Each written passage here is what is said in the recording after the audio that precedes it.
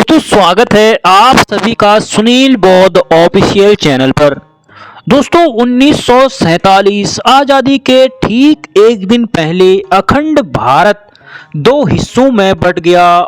भारत और पाकिस्तान बंटवारे का वह मंजर इतना खौफनाक था कि 15 अगस्त 1947 भारत के इतिहास का वह ऐतिहासिक दिन बनने वाला था जिसका करोड़ों भारतीय बेसब्री से इंतजार कर रहे थे। मगर देश को अंग्रेजों की गुलामी से आज़ादी तो मिल गई, लेकिन जाते जाते अंग्रेजों ने अखंड भारत में ऐसी ज्वाला भड़का दी जिसकी लपटों की गर्मी आज भी महसूस की जाती है। जहां एक तरफ लाखों भारतीय आजादी का जश्न मनाने दिल्ली पहुंचे थे, जहां प्रिंसेस पार्क में पंडित जवाहरलाल नेहरू ने पहली बार आजाद भारत का तिरंगा फहराया, वहीं करोड़ों लोग बंटवारे के दर्द से करार रहे थे। साथियों, आज के इस वीडियो में हम आपको भारत के इतिहास में 77 साल पीछे ले जाएंगे और भारत की कुछ ऐसी तस्वीरें दिखाएंगे जिन्हें देखकर आपके रोंगटे खड़े हो जाएंगे। दोस्तों, सभी भारतीय और पाकिस्तानी इस वीडियो को पूरा जरूर देखें। अखंड भारत जहां हर धर्म के लोग एक साथ मिलकर खुशी से रहा करते थे, जहां वर्ष 1857 में आज़ादी की लड़ाई हिंदू और मुस्लिम दोनों धर्मों के क्रांतिकारी एक साथ मिलकर लड़ रहे थे, उसी देश की आवाज में अंग्रेजों ने अगले 90 सालों तक एक दूसरे के खिलाफ। साथियों, आज़ादी के वक्त जब देश का बंटवारा हो रहा था, उस समय देश में बारिश का मौसम था। कई इलाकों में बहने वाली नदियां ओवरफ्लो हो चुकी थी। बाढ़ की वजह से किसानों की फसलें तबाह हो चुकी थी। देशवासियों को अपने ही देश में रहने का डर सता रहा था। एक तरफ लाखों हिंदू पाकिस्तान से भारत की तरफ पलायन कर रहे थे, तो दूसरी तरफ लाखों मुस्लिम भारत से पाकिस्तान की तरफ भाग रहे थे। इस वक्त स्क्रीन पर आप दिल्ली से लाहौर जाने वाली ट्रेन की रियल दुर्लभ वीडियो देख रहे हैं। लोग ट्रेनों की छतों पर बैठकर सफर करने पर मजबूर थे और जिन्हें ट्रेन नहीं मिल रही, उनमें से कुछ लोग ट्रकों में बैठकर जा रहे थे और कुछ लोग बैलगाड़ियों का सहारा भी ले रहे थे और कुछ लोग तो अपनी ही छोटी सी साइकिल पर अपना सारा सामान लाद कर जा रहे थे। दोस्तों, एक तरफ तो करोड़ों लोगों के लिए आज़ादी किसी वरदान से कम नहीं, वहीं लाखों लोगों के लिए यह अभिशाप बन चुका था, क्योंकि अपना सब कुछ छोड़ जाते, सब कुछ छोड़कर अपनी जान बचाते हुए दूसरे देश भागना पड़ा। दोस्तों, यह दौर किसी काले सपने से कम नहीं था। हालांकि बंटवारे की यह दास्तान तो आज़ादी से कई साल पहले ही लिखी जा चुकी थी, क्योंकि अंग्रेजों ने देशवासियों में धर्म को लेकर, जिससे कई पॉलिटिकल लीडर्स ने तो अपने धर्म के बल पर ही अपनी पार्टियां बना ली थी। जैसे कि मुस्लिम लीग के चीफ मोहम्मद अली जिन्ना ने आज़ादी से कई साल पहले ही जिद पकड़ ली कि हिंदुस्तान में रहने वाले मुसलमानों को एक अलग मुल्क दिया जाए, और इनकी इस जिद ने हिंदुस्तान के भाईचारे पर ऐसी चोट मारी जिसके निशान आज भी देखने को मिलते हैं।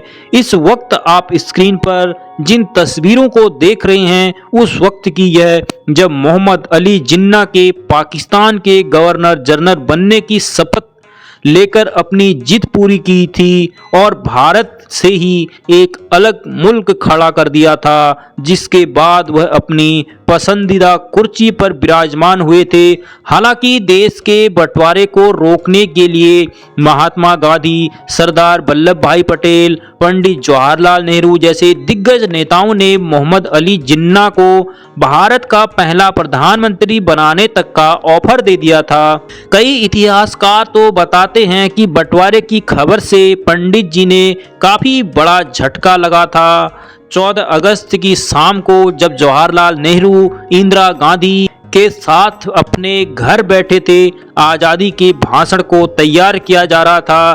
तभी अचानक से फोन की घंटी बजी। फोन उठाते ही नेहरू ने जो खबर सुना, उसके बाद उनका चेहरा लाल पड़ गया, आंखों में आंसू आ गए और शरीर में सिहरन पैदा होने लगी, क्योंकि लाहौर के नए प्रशासन ने हिंदू और सिखों के इलाकों की पानी की सप्लाई काट दी थी, जिससे लोग प्यास से तड़प रहे थे। जो अपने पानी के लिए अपने घरों से बाहर निकल रहे थे, उसी वक्त उसको जहां से शुरू होने वाले दंगे देखते ही देखते पूरे भारत और पाकिस्तान में फैल गए। लोग मर हो गए। अपने आप को संभालते हुए 14 अगस्त की रात 11:55 पर नेहरू संसद के सेंट्रल हॉल में भाषण देना शुरू करते हैं। उन्होंने कहा, हमने नियति के साथ एक वादा किया था और अब समय आ गया है कि हम अपना वादा पूरा करें। शायद पूरा नहीं, लेकिन जहां तक हो सके वहां तक। ट्रस्ट विथ डेस्टिनी नाम की पंडित जी ने जब भाषण सुनाने के बाद महात्मा गांधी के का नारा लगाते हुए देशवासियों ने आज़ादी का शंखनाद बजाया था। लेकिन करोड़ों देशवासियों को क्या पता था कि कुछ इलाकों में देश की आवाम से आज़ादी की कड़ी कीमत चुका रही है। इस वक्त स्क्रीन पर आप भारत और पाकिस्तान को रिफ्यूज की कुछ दुर्लभ वीडियोज फोटो देख रहे हैं। कैसे छोटे छोटे बच्चे नल के आगे एक बाल्टी पानी भरने के लिए लाइन में लगे हुए हैं और कुछ लोग जमीन पर बैठकर अपना शरीर जला रहे हैं। बच्चों के पास पहनने के लिए कुछ कपड़े तक नहीं बचे। 2 दिन पहले सुख शांति से जीवन व्यतीत करने वाले परिवार आज शरणार्थी बन चुके हैं। महिलाएं हाथ जोड़कर अपने परिवार के लिए खाना और रहने की मांग कर रही हैं। भूख की वजह से तड़पते हुए बच्चों का शरीर कुपोषित हो गया, लेकिन फिर भी लाखों लोग अपना घर छोड़कर बिना किसी मंजिल के आगे बढ़ते जा रहे हैं। इस ट्रेन के हालात देखिए, जिसमें लोग खिड़की पर लटककर अपनी जान दांव पर लगाने से भी पीछे नहीं हट रहे हैं, क्योंकि उन्हें भी हाल में पाकिस्तान से भारत पहुंचना है। यह तस्वीरें लाहौर की हैं, जहां लोग ट्रेन की पटरियों के पास बैठकर ही खाना पका रहे हैं, ताकि जब ट्रेन आए तो जितना हो सके उतनी जल्दी ट्रेन पकड़ सकें। यहाँ खड़ी ट्रेन के न सिर्फ ऊपर बल्कि डब्बों के बीच खाली जगह पर भी लोग खचाखच भरे हुए हैं, जिनके हाथों में अपना कुछ टूटा फूटा सामान और दिल में जिंदा बचने की उम्मीदें हैं। अगली दुर्लभ वीडियो दिल्ली के कुतुब मीनार की है, जो 1947 में भारत की उस वक्त कुछ ऐसा दिखता था। वहीं इसके आसपास के इलाके बिल्कुल बंजर थे, जहां राजाओं के कुछ पुराने टूटे फूटे महल के खंडर वीडियो में आप देख सकते हैं, जहां लाखों लोग प्रधानमंत्री जवाहरलाल नेहरू को देश का तिरंगा फहराते हुए देखने पहुंचे थे। हालांकि 250 सालों तक गुलामी के जंजीरों में बांध कर रखने के बावजूद 1947 में जब अंग्रेजों ने भारत को आज़ादी दी, तब उन्हें खुद पर इतना गर्व था कि वह सर ऊंचा करके बैंड बाजे के साथ, परेड के साथ भारत छोड़कर जा रहे थे। ये उसी दौर की एक रियल फुटेज है जो आप स्क्रीन पर देख रहे हैं।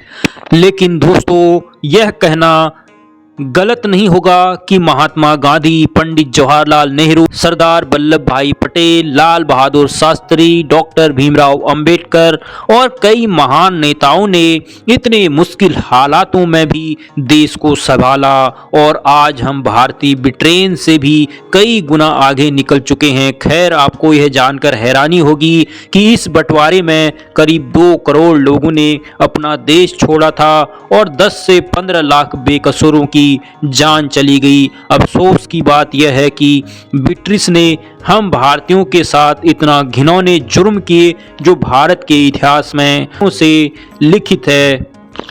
दोस्तों, आज के लिए इतना ही। मिलते हैं अगली वीडियो पर। दोस्तों, अगर आपको हमारा वीडियो अच्छा लगा हो तो चैनल को सब्सक्राइब जरूर कर लें और हमें सपोर्ट करें।